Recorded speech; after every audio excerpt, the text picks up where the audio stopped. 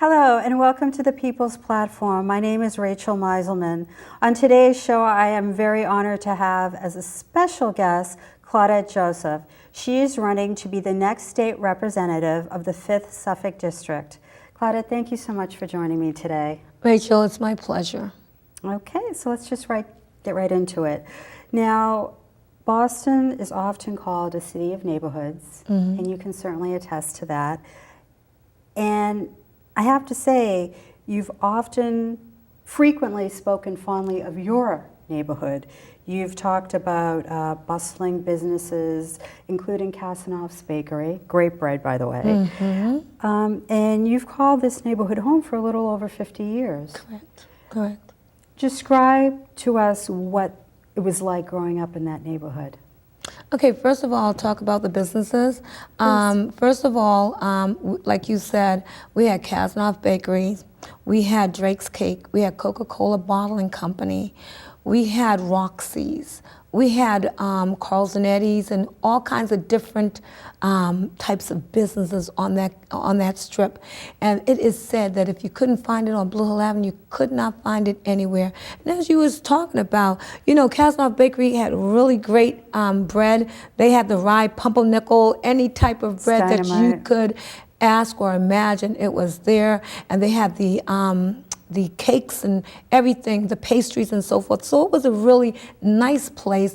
Lots of people from the community worked in that place, you know, so it gave jobs to a lot of people, as well as Drake's and as well as Coca-Cola Bottling Company and all the different ones that were on there. So it was good for that, the business. In terms of school, the school life there was really, really good because basically, I mean, if you went to school, you were walking from your house, which my house was like a corner away, just a block away, a stone's throw away from my elementary school. So basically, just had to walk across the street. Parents were able to go back and forth to school PTAs or whatever they needed to be involved.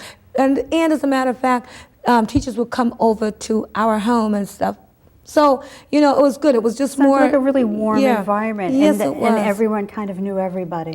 Absolutely, absolutely. And in fact, I was invited in the second grade to my teacher's wedding, which I fondly remember my dad dropping us off at her home, and we going to the wedding and stuff like that. And they took more care of us, you know, the teachers and so forth. They're very caring and loving as well. Now, did you have a question? Well, I have plenty of questions. Okay. I always have plenty of questions. Okay. So yeah, I think that sets kind of the scene, conjures. I might. You know, maybe I can say a lot of images for a lot of people who are from here, but people who are newer to Boston or who might be a little bit younger, it helps them kind of imagine what this neighborhood was like.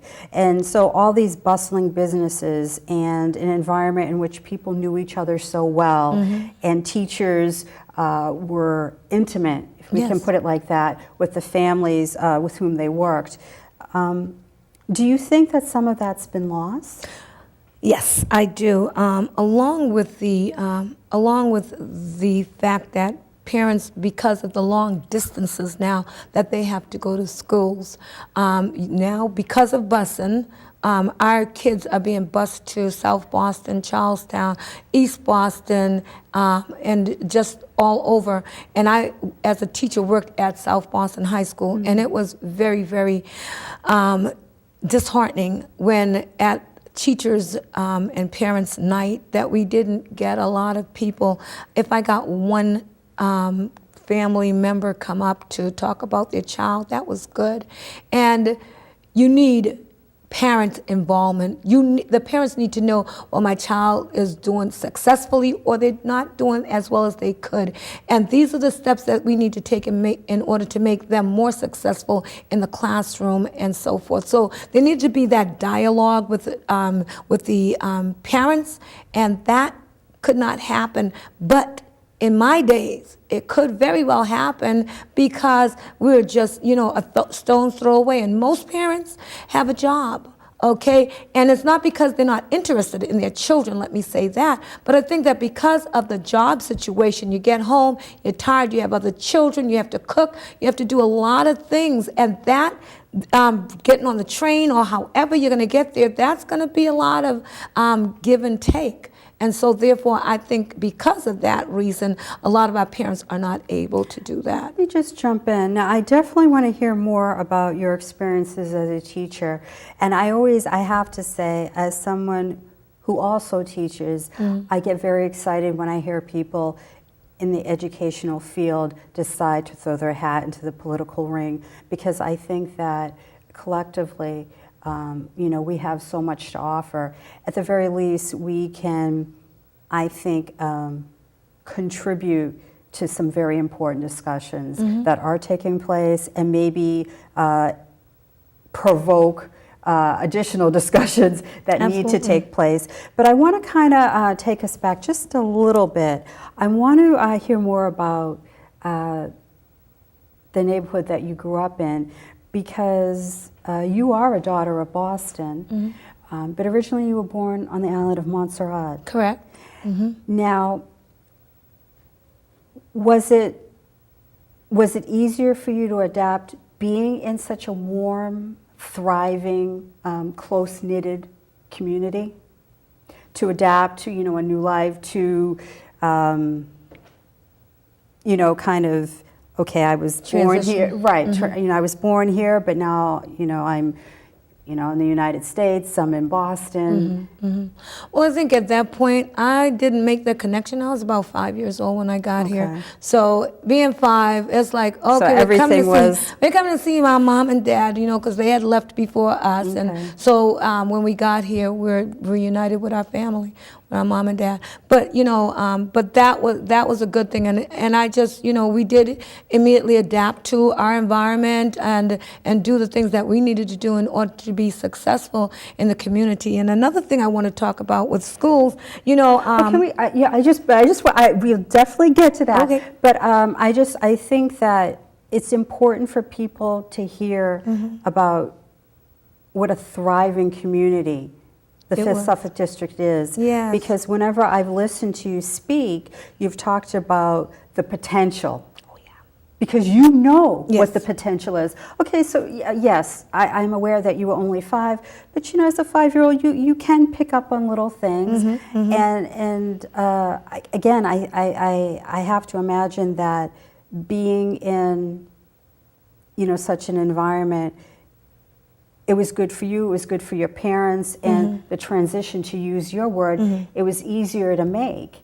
And so you grew up feeling a part of that neighborhood. Absolutely. Your parents making a new lives for themselves, and you, they made their way feeling like they were a part of that community, not that they were kind of on the outside fighting to get in. And so how would you say that things have changed from then to maybe now? Because I'm picking up on something you said a little bit earlier, that there have been changes. And so if you could just explain some of those changes. Some of them I'm sure have been good, but maybe some of them have been maybe less beneficial for the community.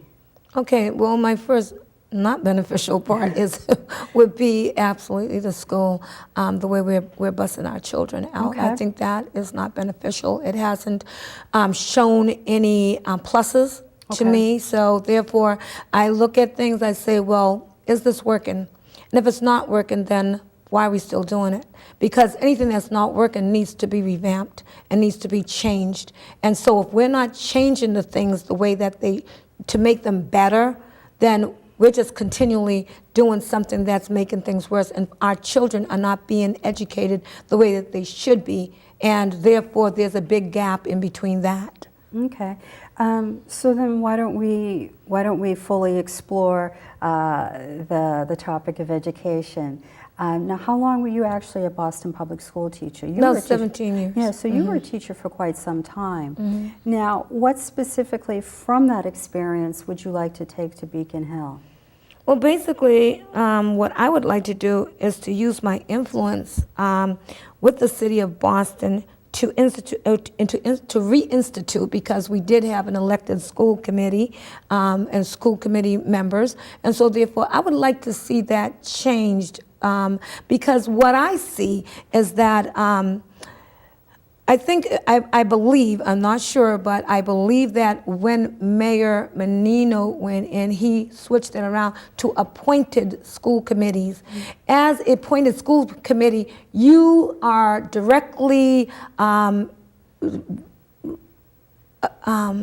Accountable, yes. Directly accountable to the mayor. Right. Not to anybody else, not to the people in the community, not to the families, nobody, not to the constituents. So therefore, your only problem is the mayor. If the mayor don't like it, then it don't get done. But right now, we need to get back to the people. This is a community of people who are seeing their lives being sapped away at this particular time, especially for our children. And that is unconscionable. Yeah, we can't have that. We can't have that. So therefore, we need to bring the power back. How can we do that? Whenever they do the hearings and so forth, and whenever we bring it up, we need to get our parents involved, and they need to go down to City Hall and listen to what's happening and talk about it, write to their city councilors, write to their senators, write to their representatives. They need to be actively involved and saying, we want to put our power back into the hands of our people, so that we can say whether or not those people are elected, and if they're elected and they're not doing a good job, then they can be unelected and voted out of office. And so therefore we can find someone who is going to follow the mandates that we want in our community. That's remarkable listening to you, because I'm sitting across from you, your eyes light up, you become very passionate, and it's obvious that education is very much a priority for you. The education that you were able to enjoy, you want, at the very least, at the minimum, the same for the children of the 5th Suffolk District. And I also like how you were talking a lot about City Hall. We were at a recent meeting, of course. Absolutely. And I myself was talking about a need for more collaboration between the different levels. Absolute you know, government. between the different levels of government. Okay. You know, state level, Local. local, you know, more local, and I see that that's a theme that you have also embraced, and I think it's important, because I think that people do feel really isolated, and I think that people they need to know that their answers, that their responses, and they need to know that all the resources that are available are being used for them. They need to know that people are fighting for them. Absolutely. I think people feel, what's the word? Disconnected. Disconnected. I think they feel marginalized, and I think that I think that's regardless of the district, regardless of the neighborhood. But I think that maybe you can speak to what you've seen on the campaign trail. Have you heard that? Have you heard people actually talking about how they feel disconnected, how they feel marginalized? Well, a lot of people don't vote because they don't feel that their vote counts. And I want to really address that, because I feel if when one gets into office, you're not there because of the people that are in office with you, your peers. You're there because your constituents put you there, and they're your main focus. They're the ones that you're supposed to be taking care of. And so therefore, I feel we need to do a better job of that. And once we do that, we'll be able to gain back the Trust? Trust from the community, and the community will once again want to vote and become civically engaged. Okay, so for you, the education, I guess the different policies or initiatives that you would like to see put in place, that you would like to play a role in kind of, you know, bringing to the forefront is, you know, just a lot of different collaboration and bringing government to the people. Absolutely. Absolutely. And you want to make sure that people do know all the opportunities and the resources that are available to them. Because I mean, you know, I have to say, just kind of piggybacking on what you're saying, there are there are a tremendous amount of opportunities and resources here, but I think the biggest problem that people encounter is lack of access and lack of knowledge about them. True. And you know, what is the point of having resources and opportunities if you don't know about them? Absolutely, absolutely. So let's move on, because we probably have like about 8 or 9 minutes left. And one more. Oh, please. One more that I'd like to On education. address. On education, Okay, please. absolutely.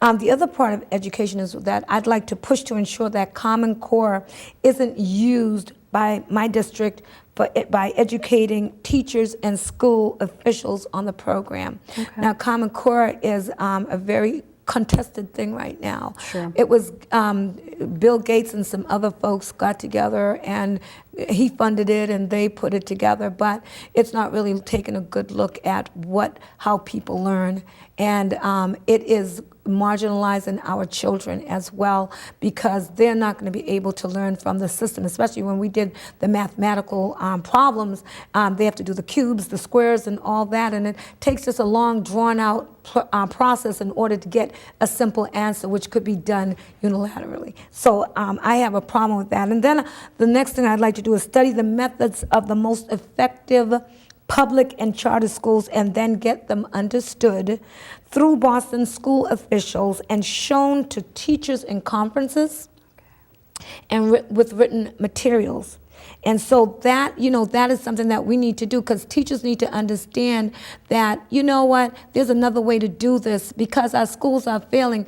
But then I must say that there is one school in Boston that I've heard about that is called the Nathan Hill School, and that's supposed to be a #1 school. And in it, the kids study the 7 habits of highly effective students. Okay, so they really have a good grasp on things, and so they're #1.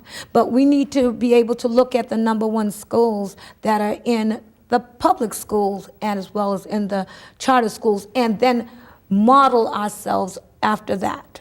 And the other part of that is that I'd like to see more after-school programs. Okay, right now, when I say more after-school programs, we have the Boys and Girls Club, we have YMCA, we have the Shelbourne Center, we have a lot of places, it seems, but we have so many children now. There's a big, long waiting list for people to get in, and that shouldn't be. We need to have places. You want to address that. Yes, we want to make sure that there are more places for them to do activities, because if a person is not doing anything after school, then they get into trouble, okay? And we want to take that part away from them so they do have a place to go that is safe. Well, but again, listening to you, I mean, we should move on to another couple of issues that I think that you would have some really interesting and important things to say as well. But moving along, I don't think it would be too much of an exaggeration to call you maybe the education candidate in this race. The incumbent certainly, I know, cares about education, but as I was saying earlier, you really do seem to light up. And it sounds like you're linking education not only to just people being able to read and write and add and subtract and having those basic yet essential skills, but also you see education, and rightfully so, and many other people do as well, as the stepping stone to success. Absolutely. So why don't we move from there to talking about businesses and jobs, because you mentioned bustling communities, I mentioned bustling businesses, a lot of different places where people could go and work, and the money that they earned, they could spend it went right back into the community. What would you like to do to advocate for the people of the 5th Suffolk District, so that more money could come into to that district, so that more businesses could be started up, so that more people could go to work? Okay. Well, I will ensure that I will make sure that the taxes that are being paid by the small businesses, and that loans are available for them, and I'll speak up against anything that is not good for our community and for the businesses. I will also limit taxation, insurance, and other mandates on small businesses that would stop them from becoming great small business expansion. So they can expand and become bigger, you know, because Target started someplace. Target just didn't appear and boom, there's Target. Sure. Target started small and it expanded. So we want those opportunities for people with really great ideas, that they'll be able to start really small businesses and to grow and expand them and to even put them in other cities and towns and so forth, and also states. So we need to be able to let our people do that. And in terms of just big businesses and so forth, I will ensure that, you know, there's a problem with the big dig, okay, where people have big contractors and so forth, and they would lowball the other folks and get into the seat. But once they got in the seat, what they ended up doing was start asking for more money, more money, more money. So you can't lowball and then start asking for money. Yeah. That's unacceptable, okay? And so we need to stop that practice. That practice is unacceptable. So we, you know, those are things that I would like to really make sure that people who bid are bidding in doing so. You know, if they're lowballing, then they have to stick to their numbers. Okay, and you know, so that other people who are smaller contractors can get in. Okay, well that sounds wonderful. And let me just kind of throw this in there, and then I'm going to move to the last question because we have about a minute or two left. Okay. So you have, there's so much history, so much culture in the 5th Suffolk District. So of course you have the Strand Theater, and there's been talk, Mayor Walsh, their plans to put a lot of money, you know, theater that, you know, right around that area. And wouldn't it be wonderful, this is just an idea or thought, you know, for people to go to the Strand Theater, see a wonderful performance, and then maybe catch dinner afterward or before.